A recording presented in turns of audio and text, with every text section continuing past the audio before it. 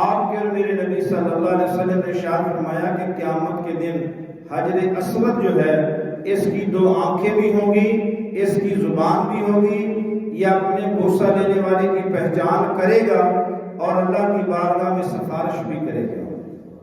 اللہ اس کی سفارش قبول کر کے اس بندے کو جنت دے دے گی۔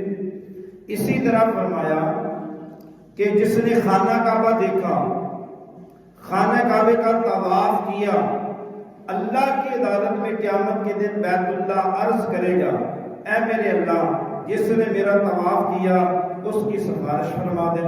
اللہ خانہ کعبے کی سفارش قبول کر کے اس بندے نے جس نے خانہ کعبے کا طواف کیا اس کو جنت عطا فرما دیں گے۔ جس نے خانہ کعبے کو دیکھا، اب خانہ کعبہ اس کی بھی سفارش کرے گا کہ اللہ جس نے میری زیارت کی ہے اللہ اسے بھی بخش دے، اللہ اس کی بھی بخش فرما دے گا۔